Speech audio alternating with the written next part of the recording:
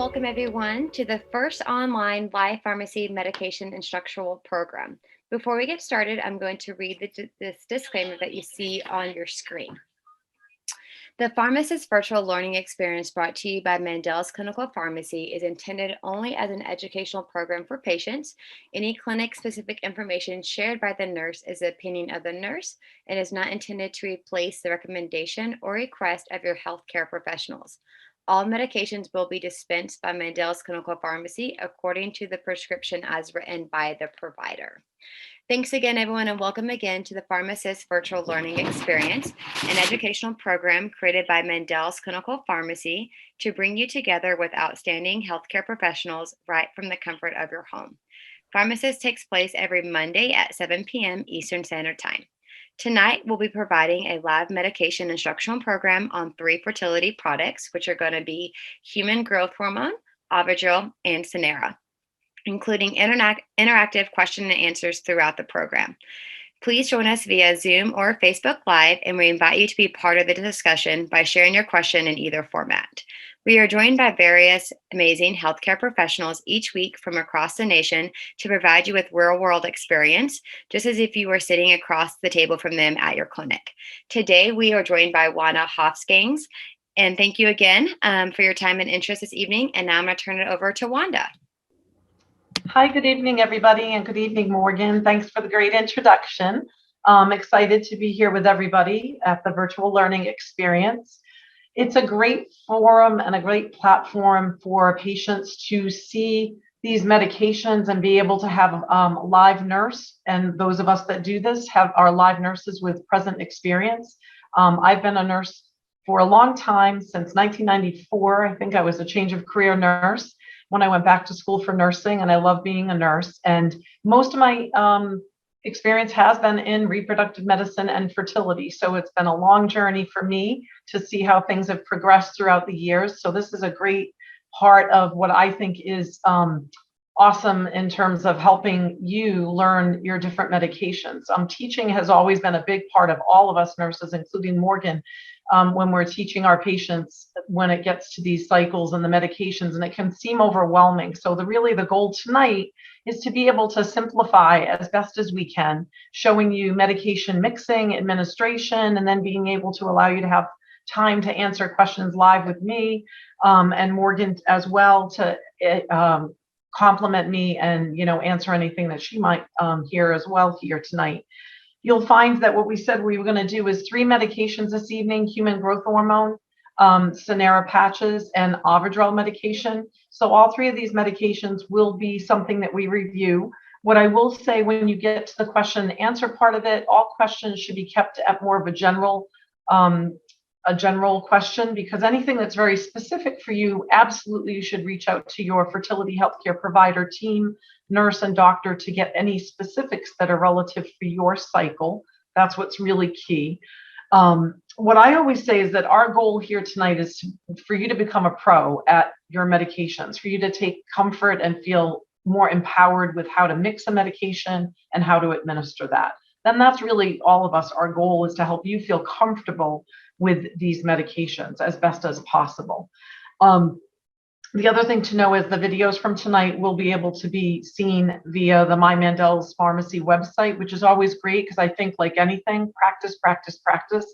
And the more you see something, the more comfortable you'll get with that. So the nice thing is there's a big library there of the virtual learning experiences like this evening, as well as all the different medications. And that's just great to know that that's always there for you to look at. So tonight's not the only time that you have to watch this. You can replay those videos over and over. One of the things I'll say before we get started with the human growth hormone video is just, I think a big thing is when you receive your medications from a pharmacy like Mandel's, real important is to organize yourself. So it's just good to open that box of medications, take a look at it. You'll find that you may have more than one item. For example, you might have more than one box of Synera patches or human growth hormone, whatever it may be. So what you want to know is it's good to organize like items. Also, on any of the medications, there's always how to store that medication. If you ever are wondering, your medication usually will say how it's to be stored. Some of them are refrigerated, some of them are room temperature. So I just think that's a really good idea to take a look at that box when it arrives, not necessarily get nervous to open it, be able to organize yourself before your cycle. And that way there you can feel a little more comfortable. There's a lot of different medications in there, but it doesn't mean all of them are happening at the same time. Your healthcare provider, clinic, and nurse will help you in breaking down which medications are at what point within the cycle. So that's just really my key to getting started. What we will do is we're going to take a look at that first video, which is the human growth hormone. And human growth hormone can be a part of patient cycles for the follicular recruitment. So I won't want to give away too much of the information because I want you to be able to see the video. But for select cases, the human growth hormone is something that is used during that beginning part of the phase leading up to an egg retrieval, helping the body with the recruitment of the follicles/eggs. So the idea behind that is it'll be in the first part of that cycle before the egg retrieval. So Morgan, if you're ready, we'll go right to it and take a look at that video and then come back here for any questions that you might have.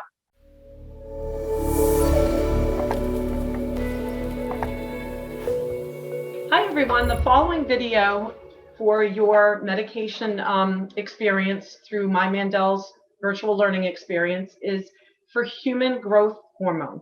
Human growth hormone will be possibly a part of your fertility cycle. Your clinic will determine for you based on your previous gynecological history, or if you've done any other cycles of fertility treatments, if this is a part of your cycle. It works in conjunction with some of the other medications that may be a part of your cycle. So it's not a one-size-fits-all that everyone does human growth hormone, but it absolutely could be a part of your cycle. So the purpose of this video is to help show you how to mix and administer human growth hormone. When you work with your fertility clinic, they will, of course, be working with a pharmacy like Mandel's that'll be shipping you the medication.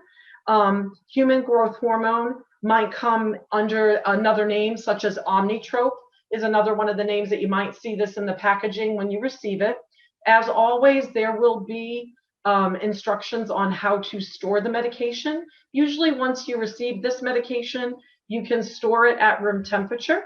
It is a mixing medication, so you'll find that I'll mention that once you mix the product, you'll have a little remaining of that mixture to use for a following injection, and that part of the mixture we will remind you to put that in the refrigerator. So there will always be where you'll be guided how to mix, how to administer, and what dosage you're taking. All of that specifics comes from your clinic. This is just a nice general video to help you along once you do get that medication and you're ready to get started. What you'll find when you get the medication, the supplies you'll be needing are, usually you'll have 2 vials. One will contain a powder or a pellet in the bottom of that vial. The other vial that you'll have will have what looks like sterile water, just a water solution, but it is a sterile water solution. So these 2 vials are what you'll need in order to do your mixing. You may receive multiple vials from the pharmacy, and that's determined by your clinic. Depending upon how many days they project that you'll need the medication and your daily dosage, you will be ordered the amount of product that you need. And certainly if you ever need to get more, the clinic will advise you how to contact the pharmacy to potentially get a refill of that. So you need your powder vial and your water vial. As far as syringes go, what will be sent to you is you might have this 3 cc, 3 milliliter syringe sent to you, and it may have a longer needle on that. This is typically the mixing needle that you'll be using for the HGH or human growth hormone. The other needle and syringe that you might also receive may have an orange cap to it. These are typically referred to as insulin syringes because there's a very small measuring thin barrel needle, barrel syringe. And so what you'll find is you're taking a very small amount of liquid amount of the medication. And so you'll need this type of syringe in order to inject. HGH is what we call subcutaneous injection. So the needle that you'll be using for injecting is going to be rather tiny, usually a 1/2 inch in length. And the area of location will be confirmed to inject, but oftentimes at most clinics for this type of shot, you'll be using either the lower belly or possibly the upper top, upper side, outer thigh area. These areas have some nice fatty tissue, and that's the type of injection this is for absorption that works best with the medication. So your first step with any mixing and part of this mixing with your medication step is it's always a good idea to wash your hands. Working with the medication isn't sterile technique, but it certainly is a nice clean technique. So washing your hands before you do the mixing is a great way to get started. The next step is have available, and you might get these from the pharmacy. These are little alcohol pads, but you may also have a bottle of rubbing alcohol and a cotton ball that can be used to help administer when you put this into the skin, or also you'll see that I use it on top of the vial when before I put the needle into the vial. So I'm taking one of these and opening it up.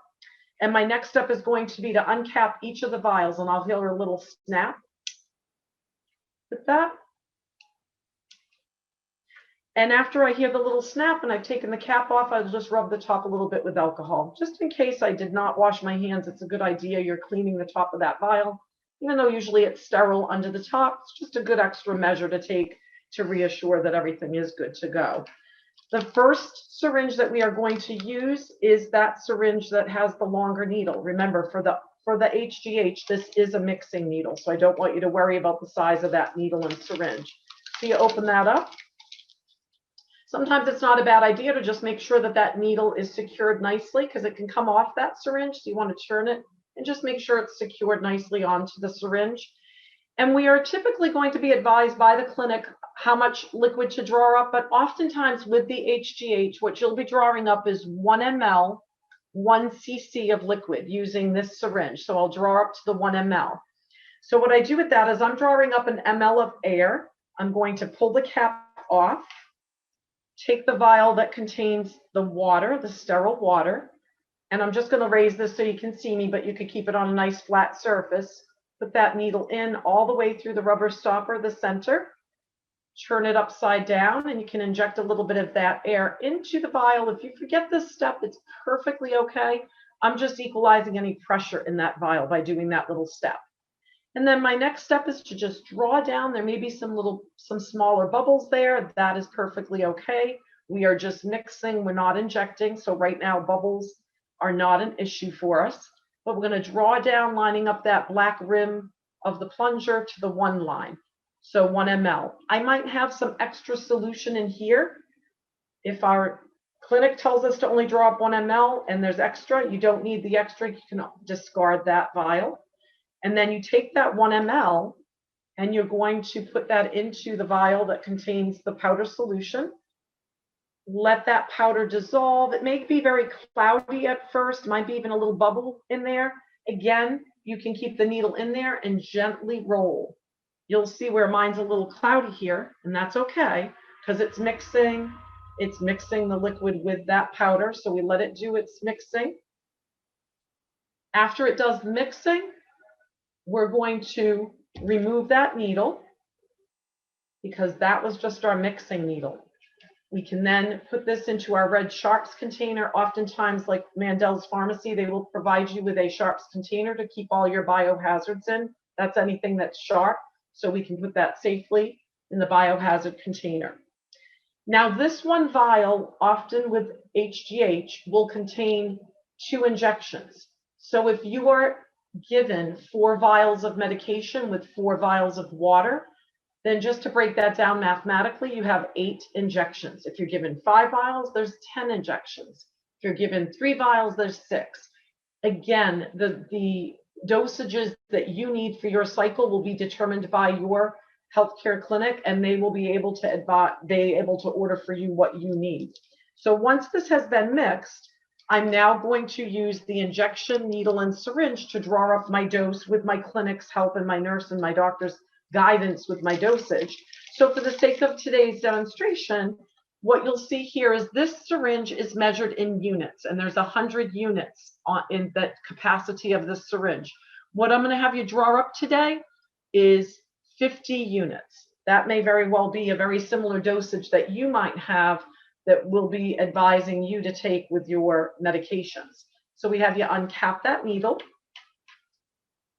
Here you don't have to draw up any air. It's perfectly okay with this little needle to just go in through that vial once, okay?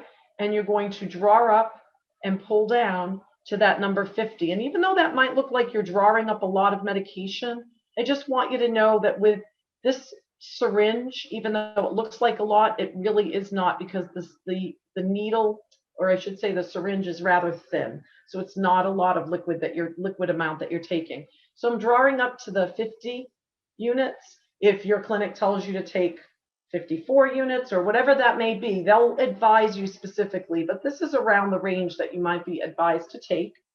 There will still be medication in this in this vial. So what you will do is, this is the vial that you would now put into the refrigerator.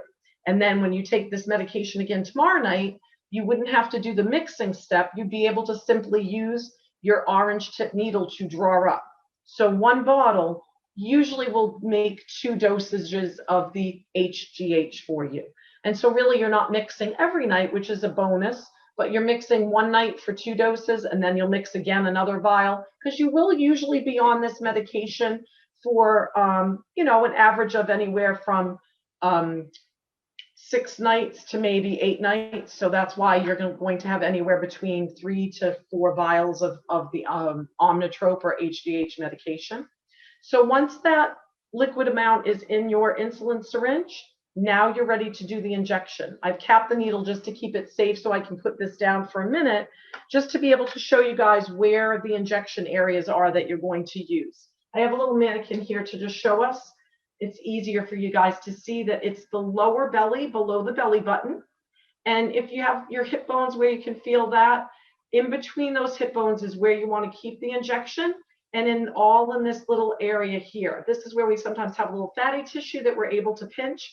Upper abs tend to have some muscle there, so this is not a muscle shot. It only needs to be going into that area of fatty tissue.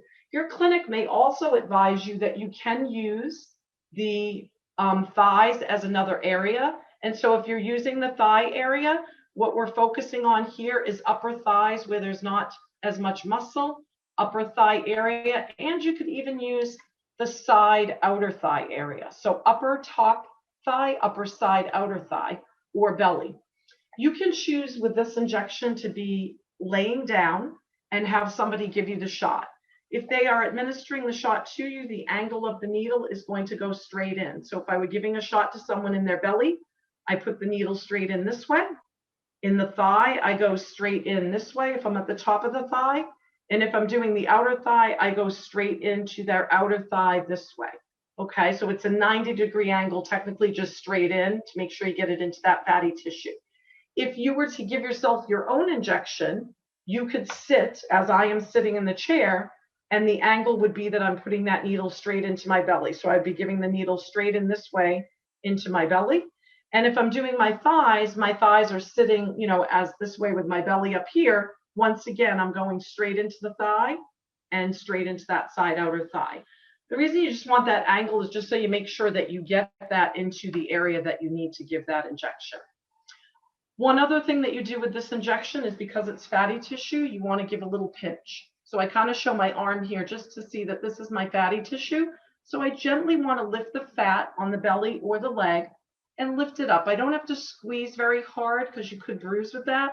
So it's just a gentle lift. That's how you prepare the injection area, is a gentle lift. You've got the angle. These are the areas that you can select from, and then you determine who might be giving the shot, if you're having the shot given to you, or if you'd like to self-inject. Today, what I'll just demonstrate to make it a little easier for the video is that I'll show you if you were giving your own injection in the belly. So what we would do is we select the area of the belly first that we're going to give it into, and we clean that area with a little cotton ball doused in alcohol. Our next little step would be to pinch that area. So hopefully, I want to just turn it slightly for you to see this. If I pinch that area of fat, I'm giving a little gentle pinch. I would then uncap the needle. And with that little pinch, what I do is I place the needle gently to the skin, 90 degree. I put the needle in. This is where I might feel a little mosquito bite pinch. That's very natural and normal to feel that, but it's very gentle, that little teeny pinch.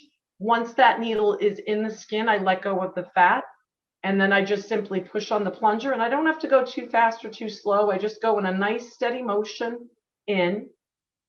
And then once all of that is into the body, in the skin, I then gently pull that needle straight in, straight out.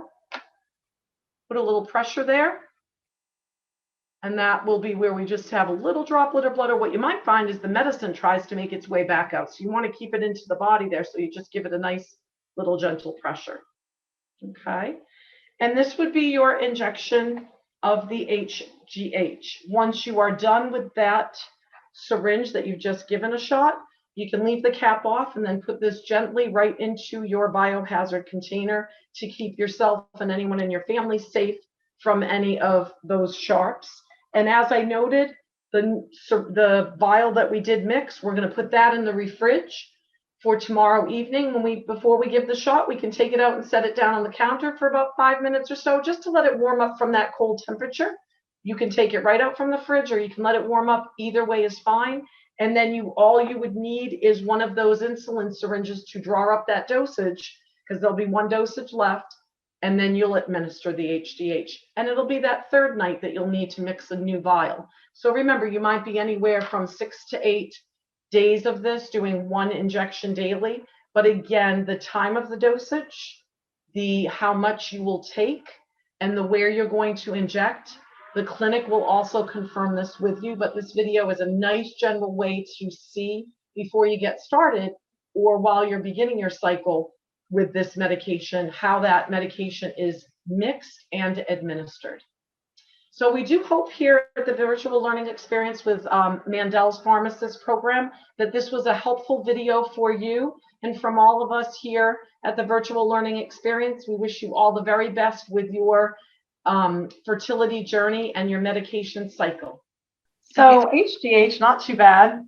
It's not in everybody's cycle. I think that's the biggest message, is it's selected, so it's dependent upon whether your body needs that. So, and I feel it's relatively new considering all other drugs, comparing to other fertility drugs, or at least at our clinic. And it's been a couple of years, but still relatively new compared to other drugs as well. But kind of the first question that came in is, what is HGH doing, and what's the benefit of it? Like I said, it is going to be a particular audience that might need that. Sometimes people that may have known diminished ovarian reserve, or possibly if they've done previous IVF cycles and maybe didn't have the best of maybe some poor embryo development. So the idea behind it for the patient that may benefit is really to improve the hormonal environment within the egg. So it's really, when you think about that, that's really just hopefully helping with quality. It's not going to necessarily increase quantity of eggs, but the goal is those that are able to recruit, the goal is hopefully it might boost that quality of that egg, which ultimately becomes an embryo. And then that's hopefully when we transfer an embryo back. So anything we can do for certain patients to give it everything we've got when they're stimulating in those cycles. No, perfect. And then what are potential side effects from this medication? What are things patients should be aware of? Common side effects outside of kind of the norm?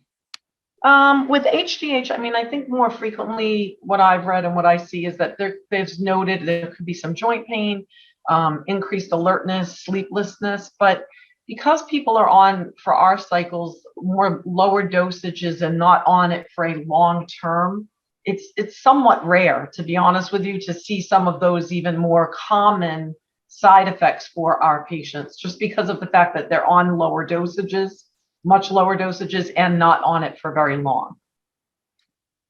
No, I totally agree. I definitely think that I don't have very many patients complain at all something from that, because usually it's the other hormones that they have more side effects from. Exactly. And then, so HGH obviously is not a new medication. It's kind of more newer to fertility. And usually it's been made for, people have heard of it for muscle building. Do our patients have to be concerned about gaining weight or muscle with taking this medication? I mean, again, I would reiterate what sort of it answered from the last question, is that, again, because our patients are not taking very high dosages of HGH, or they're on it for such a short period of time. I think it's one of those things that certainly can create that muscle building, muscle mass, but that's more for higher dosaging and also longer periods of time. No, great. And then as far as storage, so I know after you said if there's medication left over in the vial, you obviously want to put it in the fridge. But what about before, when you get it from the pharmacy? Can it be left out? Does it need to stay in the fridge? Any recommendations on that? Usually with your medications that are arriving to you often, as we have a couple that are even others that are powdered form medications, they can be at room temperature. So it's, again, what I always say is often the pharmacy will provide some of that, like protect from light, or, you might even see that with other medications that you get that are not fertility. So the idea is you can always look at the packaging from the pharmacy, which is why it's helpful to open up the medicines ahead of time. Or if it doesn't have that on the packaging or the little package from the pharmacy, the actual medication might even have it on there. But you can always ask our clinics. But really, for the powder, before you mix it, usually room temperature is good. And then once mixed, then that will be in a liquid form, which will only last for a couple doses. So then you would put that in the fridge, any remaining.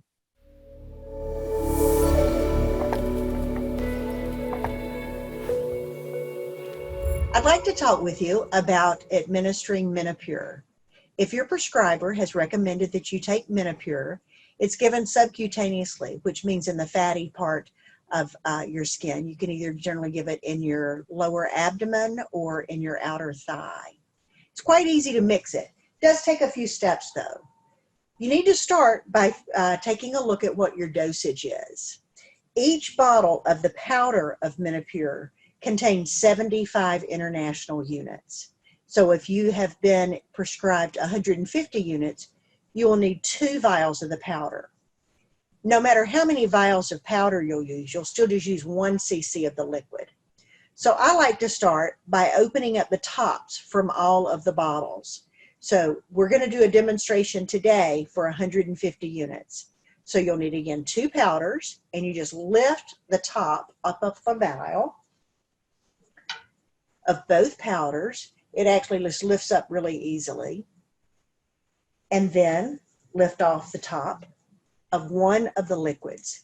The liquids are just a way to dissolve the powder. There's no medication in here. It's important you use this liquid, but don't worry, you'll probably have some liquids left over.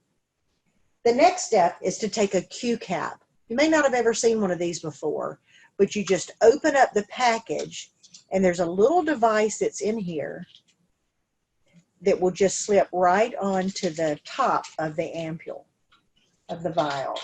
So take the vial of liquid and just snap the Q cap right on top, just like that. Next, you'll take a syringe that will be provided with your medications, and it just screws right on top of the Q cap. Then the pretty cool part begins. Just draw back about a cc of liquid. If you get some air in there, that's okay. We'll have plenty of time to get that out. Once you get the liquid into the syringe, take off the syringe and the Q cap as one unit, and that has all of the liquid that you'll need.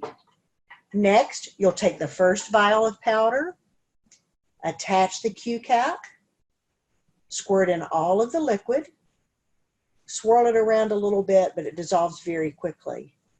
Turn it upside down and withdraw that mixture. Now you have 75 units in the liquid in the syringe.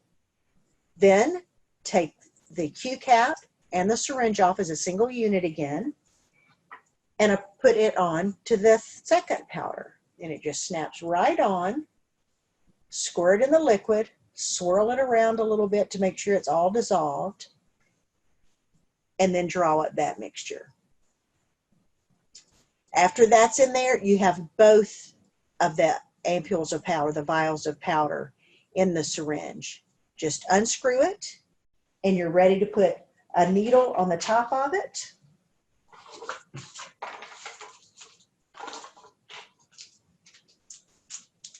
And you can just take the tiny little needle right out of the package, and similarly, it'll just screw right on the tip of the syringe. And it's ready to give. When you give this injection, you might first want to take an alcohol pad and just swab the area that you want to give the injection.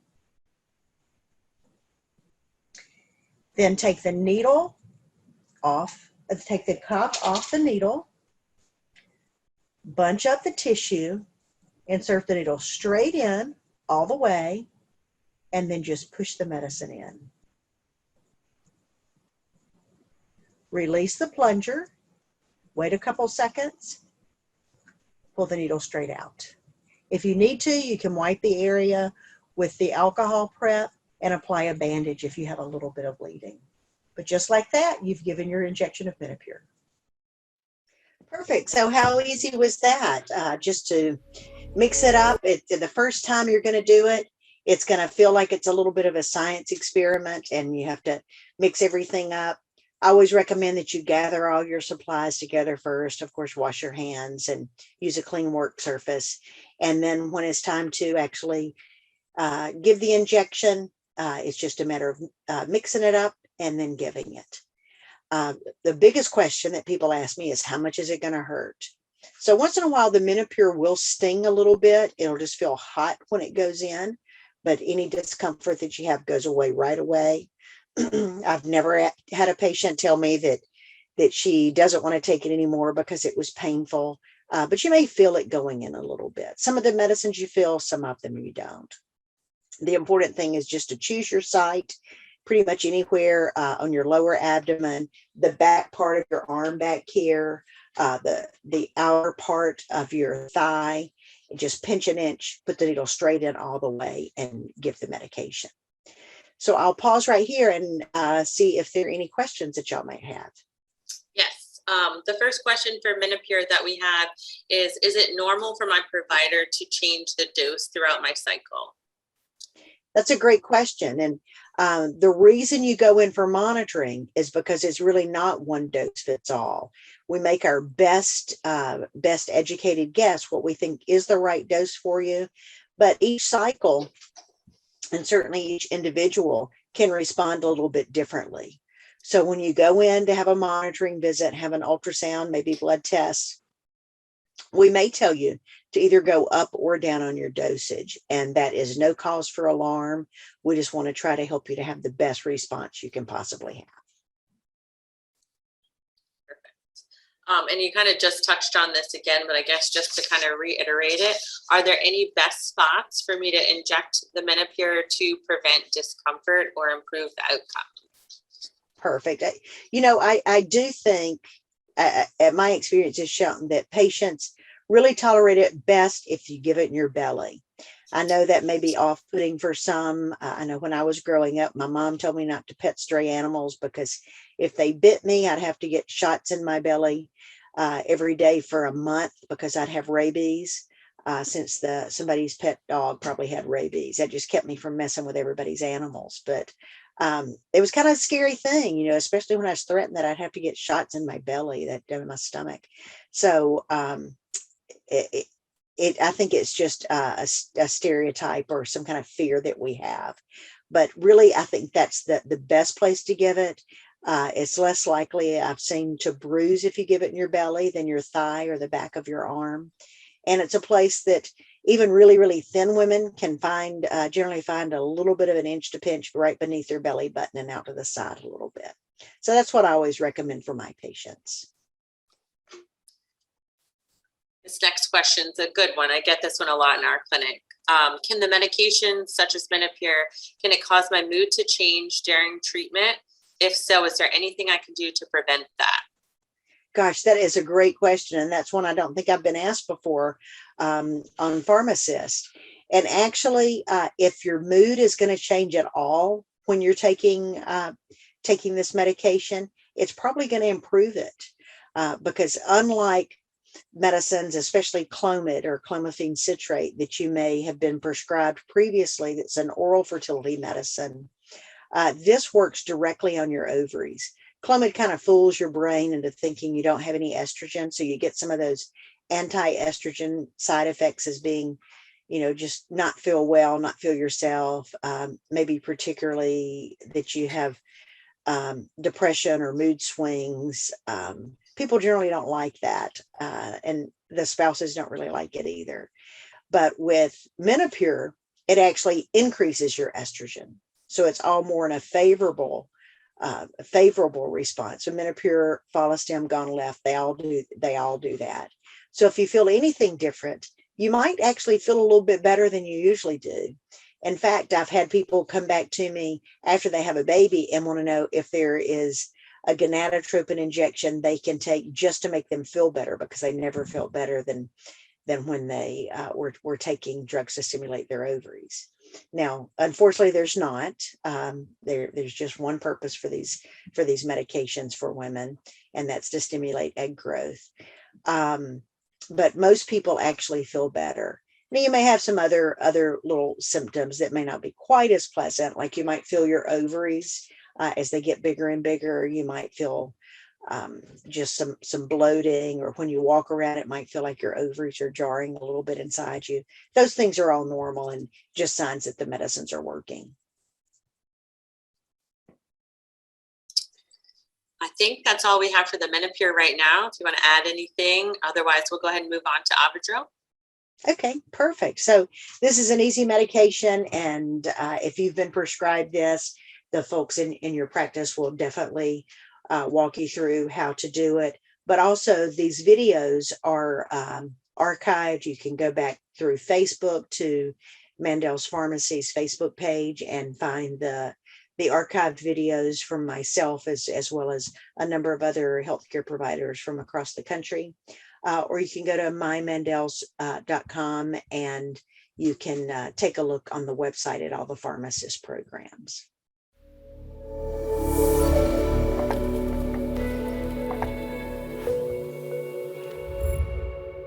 Now I'm going to show you how to do a progesterone and oil intramuscular injection. First, I recommend collecting all the supplies that you need to do the injection. So first and foremost, of course, you need your progesterone and oil medication. So collect that vial. Next, you will need a syringe and needle. Typically, it's a 3 ml syringe that's used. A lot of times they will come with needles attached onto them. For the sake of this video, my practice uses the 22 gauge needle to inject and an 18 gauge needle to mix. I recommend talking to your provider about what they prefer you do for your treatment. So here I have the 3 ml syringe with a 22 gauge 1.5 inch needle. So then I also have a 1 inch 18 gauge needle to mix. You will also need your alcohol prep pad. So at this point, go ahead and take the cap off of your progesterone and oil. It just snaps off here. You'll see the rubber stopper on top. Then open up your syringe that has the needle attached. It'll peel open like a banana peel. And then you can open up your needle that you'll use to mix. Now, if your provider wants you to use the same needle to mix and administer, you won't need to do this step. So that second needle opens up like a banana peel as well. I recommend avoiding touching the top of this cap here and keeping that sterile. Then if you twist, your other needle will come off. You can set that down to use later. Then this needle will twist on. If you twist to the right, then you can remove the cap. And again, at my practice, we typically have doses of 1 ml. So for the sake of the video, that's what I'm going to use, but I would confirm this with your healthcare provider. So I recommend drawing back to the number that you will use to administer. And what I mean by that is if I'm using 1 ml, I'm drawing back right now 1 ml of air. So you can see my plunger is right at that 1 ml mark. Then you will take your vial and the needle goes right into that rubber stopper. Then push your air in, flip the vial over, pull your needle down slightly to be sure it's in the liquid, and pull back, and you'll see the medication pull back into your syringe. And it is oil, so it's a little thicker, so it might take a little bit of help of you pulling down on the syringe. Now, if you have some air, that's okay. You can push back up and start over. That's perfectly fine. So like I said, I'm using 1 ml for this video, so I have 1 ml of the oil here. Take this out. So now I'm ready to administer. I do not recommend administering an intramuscular injection with an 18 gauge needle, which is why I saved my 22 gauge needle here. So this will twist off, put it directly into your sharp spin. No need to recap it. And you'll twist on your needle to inject. So now we are ready. It's time to prep our injection site. For the sake of the video, this is going to be my skin and my muscle. When you're doing it at home, I would confirm with your healthcare provider if they have a preference of a site for intramuscular injections. I typically recommend using the upper outer quadrant of the buttocks, so it's almost like your hip area to do the injection. So once you have chosen your injection site, open your alcohol prep pad, clean the site with alcohol, let it dry completely. Take the cap off of your syringe, and then you're actually going to kind of pull the skin taut, and then you will inject quickly, fast like a dart at 90 degrees. Fast there, all the way to the hub, and then press the oil in. Now it is thick, so it can take a moment to go in. Typically in skin, it's a little quicker than my cube here. Once the injection is in, you take your needle out. There might be a little bit of oil that comes out of the site, and that's okay. You can just wipe it up with some sterile gauze, and then you can recap your needle, put it into your sharps container. You're done. Now, one thing I like to mention with the progesterone and oil, especially because a lot of times when patients are taking this, it's for extended periods of time, weeks on end. So the oil can actually kind of collect if you're not active and moving after you do the injection. So the worst thing you can do is go back to bed, wake up in the morning, do the injection, go back to bed and let it sit. I recommend massaging the area. You can take like a tennis ball or a lacrosse ball and kind of knead it on the area as well. Heat can help disperse the oil as well. Just if you use the heating pad, be very, very careful that you pay attention, only use it for small amounts of time. And then being active, so walking around, going for a walk, things like that can help to disperse the oil into the muscle as well. Okay, great. You kind of touched base on it just very briefly, but you said you're going to be on progesterone oil for a while. Usually how long, and why are patients having to be on it for so long? Yeah, great question. So this will depend on your cycle type and when your clinic begins to wean off of progesterone in pregnancy. So I would say usually about 5 to 6 weeks on it in total from the time you would start it before an embryo transfer till the time that you wean off of it.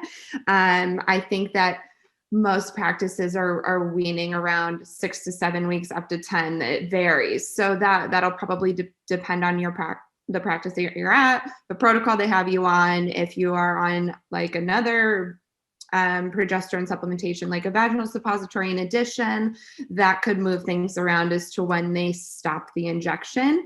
But ultimately, what we are doing with it is we are bridging the time that that we're waiting for the placenta to take over progesterone production. So in a controlled frozen embryo transfer, we do not have what is called a corpus luteum, which is a follicle that is ovulated that kind of shrinks down and forms what we call a corpus luteum in a natural cycle. That produces progesterone. And if a pregnancy occurs, it's sustained and continues to give off that hormone until the placenta takes over production between 6 to 8 weeks, typically of gestation. So in a controlled transfer cycle, we typically don't have that corpus luteum. So we have to mimic that and provide that hormone. So that's the reasoning for the progesterone and oil. And we have to, again, bridge that gap until the placenta can take over. Progesterone and oil is liquid. Gold is the gold standard. So although there are progesterone pills and vaginal supplements and things like that, this is the best, form of progesterone that you can do to support and sustain a pregnancy. So super important medication. No, great. It's our golden standard too at our clinic. Now, with the progesterone oil, there are different types. Someone wrote, can you talk about different types and if there's any recommendation on what type of oil to use? Yeah, great question. So ultimately, this will depend on what the pharmacy mixes with. So there's sesame, olive oil, different oils that they'll mix with. So usually I would recommend just trying that basic mix first of whatever they're mixing with. If you start to notice some irritation over time, sometimes some little itchy kind of bumps around the injection site can occur after being on it for a little bit. That's normal, but if it certainly becomes bothersome, you can request to have it mixed with ethyl oleate. That's what we typically use for any patients that have allergies to the oil that's mixed with and can't have that option. So sometimes that can be a good option to change it up, and maybe it'll cause a little less irritation. I've had some patients that have really good experience with changing to ethyl oleate and have less irritation. I have some that have a little irritation, they change and it's still there. So there's really no way for us to know for certain. But I would recommend typically just starting with whatever the normal compounding mixture is at the pharmacy. And if you need to change it up to see if it helps with any, side effects of those localized things that pop up, you could try ethyl oleate. Great. I would say the exact same thing. Now, as far as progesterone oil, a lot of people are worried about the pain. They hear about how horrible it is. You briefly talked about walking a little bit to help, but any other tips or tricks to help with the discomfort of being on progesterone oil? Yeah. So anything you can do to increase blood flow, like I said, heat, massage, being active, moving around, depending on how often you're on it. Sometimes it's every day, every other, every couple. You can rotate the sites. So the upper outer quadrant of the buttock, do one side one day, the next side the other, and rotate that way. That gives each side some time to recover from dose to dose. The other thing that I like to recommend too is there's some numbing agents out there. So Synera patch is a good option that can help to numb the injection site. We actually have a few videos on the pharmacist page on this product. So if that's something that you would be interested in seeing a little bit more about, you can go check that out after this live session here. But essentially it's just a patch that you put on the injection site about 20 to 30 minutes before you're planning to do the injection. Take it off. It helps numb the area, and that can help with some of the discomfort as well. Yeah, I think the Synera patches are amazing. I've tried one out and did not feel the injection at all. I also tell patients it helps with the heating pad, but also to shower. So after the injection, if you take like a warm shower and like really massage the area, that will kind of help break up those knots or those the buildup that can happen, along with everything else like rolling out tennis balls, things like that you kind of already talked about. Now, the last question I have with it, with the progesterone oil is, what are the differences? You kind of briefly talked about the oil and the insert. Why would a doctor choose one over the other? I know you briefly talked about that, but can you kind of go more detail about it? Certainly. So, there's pills, progesterone capsules that can be used as a vaginal suppository of sorts. They certainly have a localized absorption and effect in the area there. But ultimately, in a case where we are completely taking over, the hormonal support, the absorption from the progesterone and oil, the intramuscular injection is the best way to get the amounts of progesterone that we need in our system. I think that's our main reason for the progesterone and oil is that it gives the appropriate levels that we need. I think if you were to try to do like the vaginal inserts in place of that, it would take many, many doses daily to try to mimic that. But ultimately, when you've worked so hard to get those embryos, and I know that these injections are not fun, it really, really is the best way to get yourself the hormones that you need. So sometimes some clinics will use both to help space out the progesterone and oil injections. So maybe you do every other day instead of every day because you incorporate some vaginal suppositories along the way. So sometimes they are used in tandem in that way to help with relief from the injections. So I hope that helps to answer your question.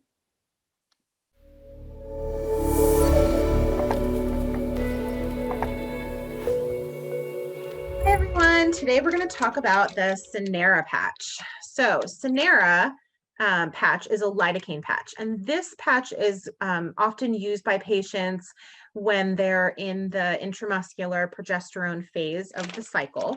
When you're administering progesterone injections, you know, once a day, you only have 2 butt cheeks, you're alternating between the 2, and sometimes those muscles get fatigued, and it can be helpful to have this barrier to help to numb the skin and help to take the edge off of the injection.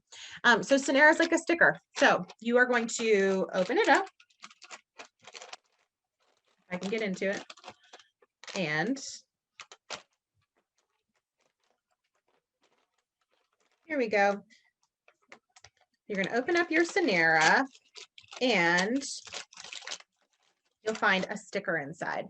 So it's really important when you think about whether you'll be using the Synera patches, think about what time your provider has asked you to take your injections. So if your provider has asked you to take them in the morning time or whether it's in the evening time, Synera actually has to be applied to the injection site for 30 minutes for the best efficacy. So if you're meant to take your injection in the morning, make sure you set an alarm like 30 minutes before you're meant to take it so that you remember to put your Synera patch on, and that way you remember that it's going to give you the best numbing effect. So usually, again, these are going to be for intramuscular injections, and the intramuscular injection site goes to the upper outer quadrant of your butt. So that's here on one side of your butt cheek or here on the other side. And you're going to alternate. So try to keep track of which side you gave your injection on the day before so that you remember to put the Synera in the right spot. So you're going to peel off the paper backing. It's actually more like a plastic backing. You're going to peel that off. And the Synera is going to be placed directly to the site. So you're going to put it on and then you leave it on and you forget about it and you set yourself a timer for 30 minutes. And that Synera patch is actually going to go and work into the skin with the lidocaine, and it's going to help to numb the area. After your 30 minutes are up, you're going to peel the patch off and you're going to give your injection within the spot that you had the patch before. And it's a pretty big patch, so you have a big window. It's not like it has to be an exact pinpoint. If your nurse or your provider has drawn circles on your butt with a big Sharpie so that you make sure you know exactly where your intramuscular injections are going, just stick this right into the middle of that circle, and that way you always know that you're giving it into the correct spot. And again, the next day when it's time to do your next injection, set yourself a reminder, go ahead and put the Synera patch on 30 minutes before your injection, set a timer. When your 30 minutes are up, then you can give your intramuscular injection. That's Synera. You might really like it. It might really help to, especially as you're getting towards the end of doing those progesterone injections for a long period of time. Sometimes it's really helpful to have this extra bit of cushion to help to take the edge off of those intramuscular injections. So that's the Synera patch, and we wish you best of luck on your journey. Okay. Quick and easy. That's not too bad. Right. One of the first questions we have for Synera: what happens if I leave the patch on for too long? Is it dangerous, or could I accidentally overdose? Yeah, so that it's actually just going to start to wear off. So, it kind of hits its peak at about the 30-minute mark, and then the effects of the Synera just start to wear off.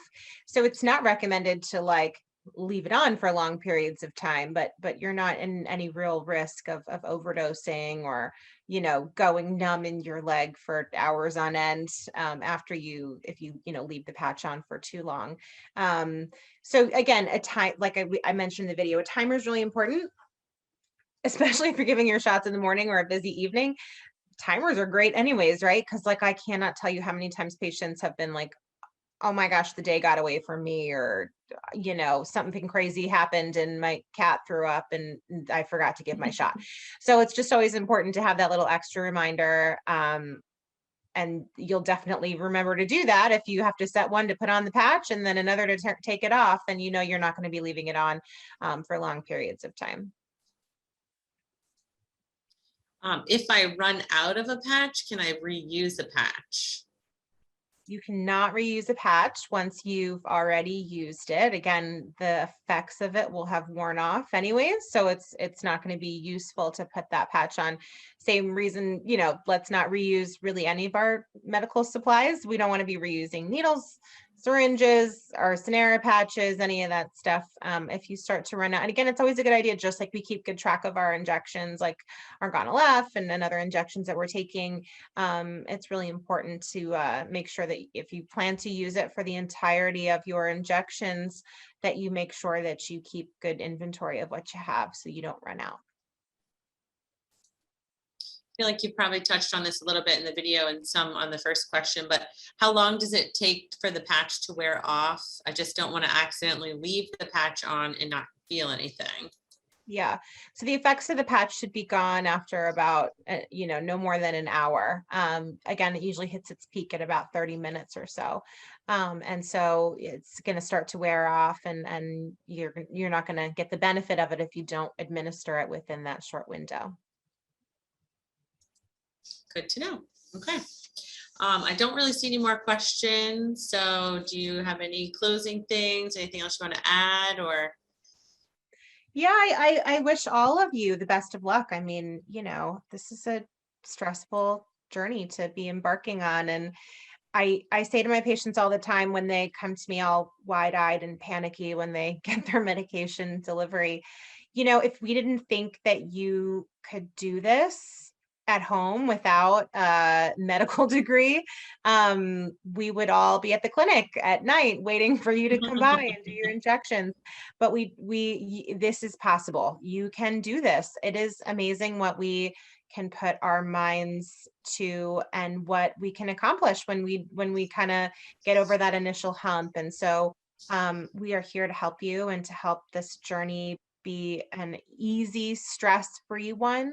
But always make sure you ask questions. Everybody's understanding and level of comfort when doing these injections is different. And some people are like, I got this, or I have a friend that's going to help me, and it's like no big deal. And there's other people who are just kind of quietly going through this, and they really do need an extra hand. So we are here for you wherever you fit in that scale, and we want to make sure that you don't keep quiet. I always number one thing, do not guess. If you don't know what you're doing, do not make it up. Always stop and ask someone. And most clinics will give you an option to page someone after hours so that you can get the answer you need. We do not want you guessing. We do not want you just winging it. It's really important that you do this right, because we want you to have the best end result. Yes, I definitely agree with you on that. There's lots of resources out there. You can reach out to your clinic. You can reach out to your IVF coordinator. I mean, as much as no question is a silly question. We give our on-call line at all the, IUI baselines or the IVF baseline appointment, just in case there's something, that comes up after hours or on the weekend. So there's definitely a lot of good resources out there. So, yeah. And Roxanne's one of them. Thank you so much for joining tonight and sharing all your expertise. Thanks for everyone on Zoom and Facebook Live. We hope that you were able to learn something tonight. Even if you didn't ask a question, we do hope that we were able to answer some for you. Just a reminder that all of the videos that you saw tonight, as well as your product demonstrations, are available on our YouTube page, Facebook page, or the My Mandel's Pharmacist page. We truly believe that repetition leads to retention. Every Monday night, we do this show at 7 p.m. Eastern. So we look forward to seeing you then for another great program. And again, just share this with anyone you feel that could benefit from it, like a friend, colleague, or a family member. And thank you guys so much. We'll see you next week. Good night. Thanks. Good night, Tony. Bye.